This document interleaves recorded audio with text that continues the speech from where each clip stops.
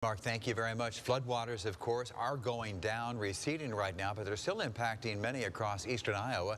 And tonight we've learned it's delaying response times for emergency responders in Iowa City. Dubuque Street in Iowa City has been closed for several days now. It, of course, one of the main roads that first responders use in getting to local emergencies. With that in mind, Storm Track 7's Justin Andrews is live right now for us in Iowa City. Justin, this is causing some concern. The good news is the waters are going down.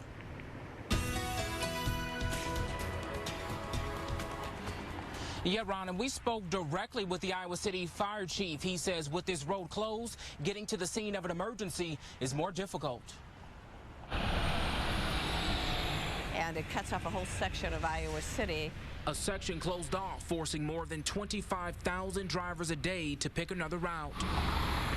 Dubuque Street serves as a main entrance and key gateway through Iowa City for residents and visitors connecting I-80 to the downtown district. And since the road parallels the Iowa River, floodwaters are spilling over. You have to call a first responder. There's always the concern that they're going to be able to get there on time. With the road closed, first responders say response times when it comes to the community's safety is potentially impacted. The inability to use Dubuque Street does hamper our response a little bit.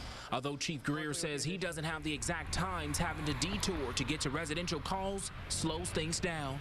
I think about pregnant women in the area that, they're on their way and they have to take another route to the hospital. An elderly person who might need assistance. Despite Dubuque Street being closed, Chief Greer says drivers can actually help in making sure they get to emergencies faster. Anytime you see lights and hear a siren, just pull to the right and stop, and that will help us get where we need to go more quickly.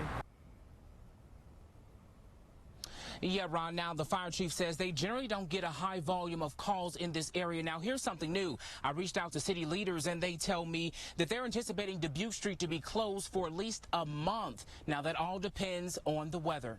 We've got you covered live in Iowa City. I'm Justin Andrews, KWWL News. Yeah, Dubuque Street can be quite the bugaboo when floodwaters come every year. That's